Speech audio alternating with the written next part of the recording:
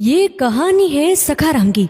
वो एक फैक्ट्री में मजदूरी करता था, लेकिन कुछ महीने पहले उसकी फैक्ट्री बंद हो गई और वो बेरोजगार हो गया। सखाराम की पत्नी बहुत पहले ही गुजर गई थी। उसकी 10 साल की बेटी का नाम वैष्णवी था। पहले भी किसी तरह उसके घर का गुजारा चलता रहता था। ऊपर से उसकी नौकरी चली गई तो जीवन चलाना और भी कठिन हो गया। वो हर दिन समय पर पहले की तरह घर से निकल जाता और शाम को लौटता। अरे बाबा, आप आ गए फैक्ट्री से? हाँ बेटी, आज तो गया, लेकिन आज भी मैं तेरी जलेबी लाना भूल गया। कोई बात नहीं बाबा, कल ले आना।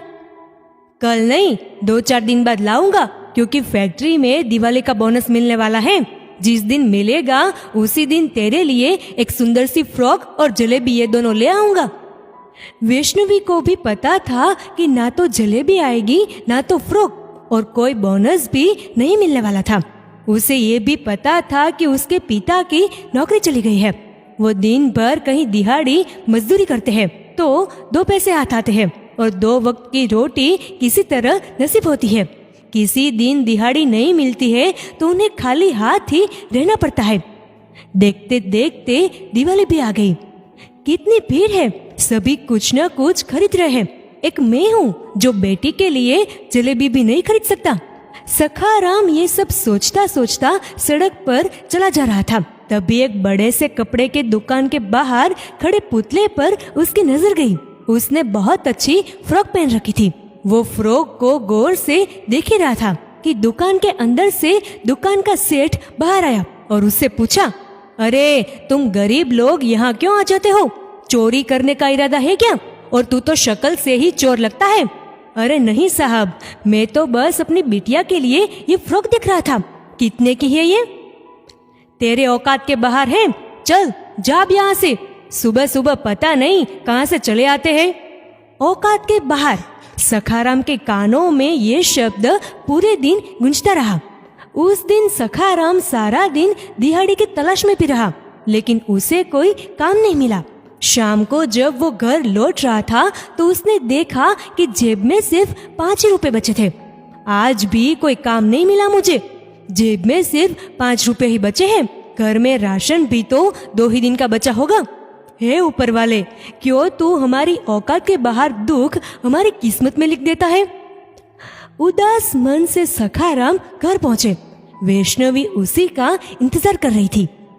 क्या बात है बाबा, चेहरा इतना उतरा हुआ क्यों है? पेट में बहुत दर्द हो रहा है, मैं सो जाता हूँ, आराम करूंगा तो सब ठीक हो जाएगा। वैष्णवी को पता था कि उसके पिता को पेट में कोई दर्द नहीं है।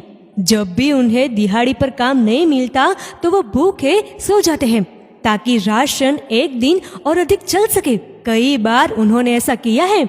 हालांकि वो खुद भूखे रह जाते हैं, लेकिन वैष्णवी को कभी भूखे नहीं रहने दिया। दिवाली के दिन आने वाले थे। सखाराम सुबह सुबह घर से निकल गया। उसके जाने के बाद वैष्णवी पास वाले लक्ष्मी मंदिर में गई और लक्ष्मी माता से कहा, माँ आज दिवाली है, लेकिन मेरे पास ना तो दिया है ना बाती, फिर भी मैं तुझसे कुछ मांगने आई हूँ।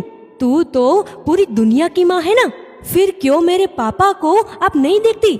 मैं आपसे लाखों रुपए नहीं मांगती, लेकिन 2 रोटी की उम्मीद तो आपसे कर सकती हूँ ना। कल रात भी मेरे पापा बिना खाए सो गए, उन्हें कुछ हो गया तो? क्या माँ, आप ऐसे ही दुनिया चलाती है? आपने मेरी माँ को छीन लिया, फिर भी मैंने कुछ नहीं कहा।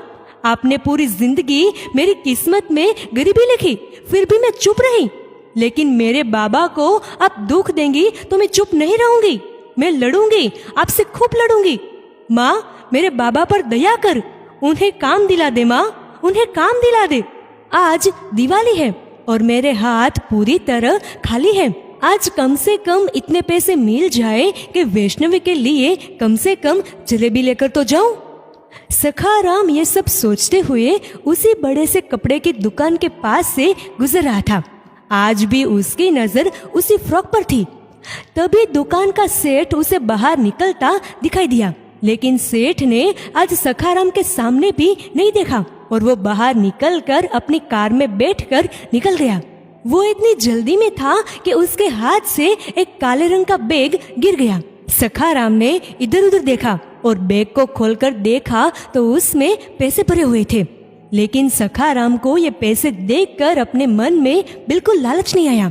सखाराम मन ही मन सोचने लगा, ये पैसे मेरे नहीं हैं, ये पैसे तो उस सेठ के हैं। पता नहीं किस काम के लिए उन्होंने ये पैसे रखे होंगे। मैं बिल्कुल भी इन पैसों को हाथ नहीं लगाऊंगा। मैं इस बैग को सेठ को वापस कर दूंगा। ये सोचकर सखाराम उस दिशा में बैग लेकर गया, लेकिन सेठ की कार दूर दूर तक नजर नहीं आई।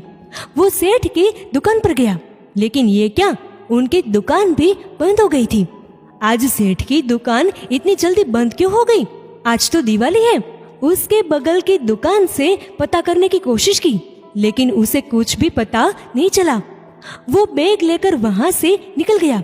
थोड़ी दूर जाने पर उसे सेठ की कार पार्किंग में लगी हुई दिखी। अरे ये तो सेठ जी की कार है, वो जरूर यहीं कहीं होंगे। ये बैग उन्हें वापस करूंगा और फिर जिम्मेदारी से मेरी मुक्ति हो जाएगी। वो ये सोच ही रहा था कि उसकी नजर सेठ जी पर पड़ी। सेठ जी और उसकी पत्नी दोनों परेशानी में थे। सखाराम सेठ जी के पास गया। सेठ जी, आप लोग इस बैग के लिए परेशान हो रहे हैं ना? देखिए, आप मुझे चोर मत समझिएगा। ये बैग मैंने चोरी नहीं किया। आप अपनी दुकान से बहुत जल्दी में बाहर निकले तो ये बैग वहीं पर गिर गया था। सखाराम के हाथों में पैसों का बैग और उसकी बात सुनकर सेठ जी सन्न रह गए। हम पैसों के लिए परेशान नहीं हो रहे हैं। हमारे बेटे का बहुत बड़ा एक्सीडेंट हो गया है। वो जिंदगी और मौत से जूझ रहा है। उसे खून चढ़ाने की जरूरत है। हम दोनों में से किसी का भी ब्लड ग्रुप मैच नहीं हुआ। एक आदमी ब्लड देने को राजी भी हुआ, लेकिन बदले में उसने बहुत सारे पैसे मांगे। ये पैसे उसी को देने के लिए थे, लेकिन अस्पताल पहुंचकर मैंने देखा कि पैसों से भरा ये बैग है ही नहीं। वो आदमी भी बिना पैसे लिए ब्लड देने के लिए तैयार नहीं हुआ और यहाँ से चला गया। ये सब सुनकर सखाराम की आंखें भर आई। सेठ जी, मैं दूंगा आपके बेटे को ब्लड। आप मेरा टेस्ट करवा लीजिए, क्या पता मुझसे उसका ब्लड ग्रुप मिल जाए। हॉस्पिटल में जाके ब्लड टेस्ट करवाया तो सखाराम का ब्लड ग्रुप सेठ जी के बेटे से मिल गया। उसने ब्लड डोनेट किया और सेठ जी के बेटे की हालत में तेजी से सुधार होने लगा। तुमने मेरे बेटे की जान बचाई। मैं तुम्हारा एहसान जिंदगी भर नहीं भूल सकता। इस बैग में जितने रुपए हैं वो सब तुम्हारे हैं, तुम ले लो। ये आप क्या कह रहे हैं सेठ जी? जान बचाने वाला ऊपर वाला है, मैं नहीं। मुझे ये पैसे नहीं चाहिए। अगर मैंने आपसे ये पैसे ले लिए तो कल ऊपर वाले को क्या मुंह दिखाऊंगा?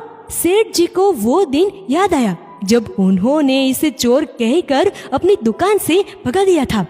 आत्मग्लानि से भरे हुए सेठ जी उसके पैरों में गिर पड़े।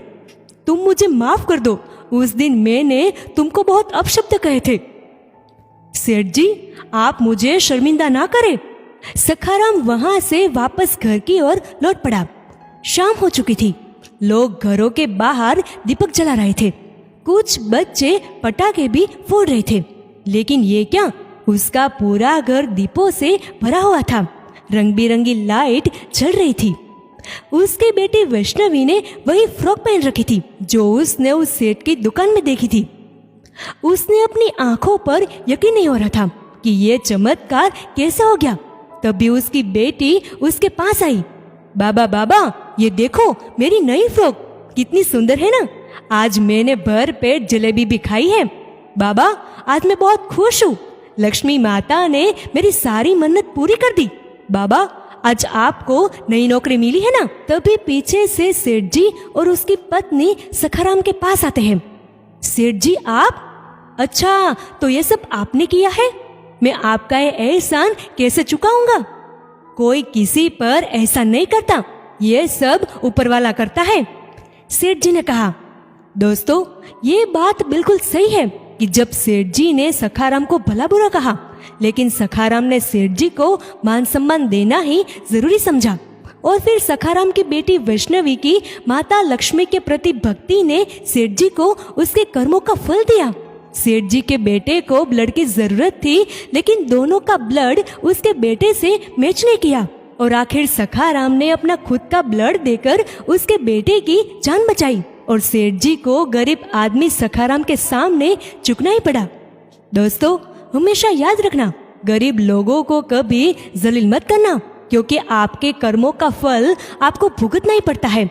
दोस्तों, इस वीडियो को लेकर आपकी क्या राय है नीचे कमेंट करके जरूर बताइएगा। अगर आपको ये वीडियो अच्छा लगा हो तो इस वीडियो को लाइक करिएगा, शेयर करिएगा ज्यादा से ज्यादा लोगों तक, और ऐसे ही और भी इंस्पिरेशनल वीडियोस के लिए सब्सक्राइब करें हमारे यूट्यूब चैनल को और फेसबुक पर फॉलो करें हमारे पेज को। धन्यवाद।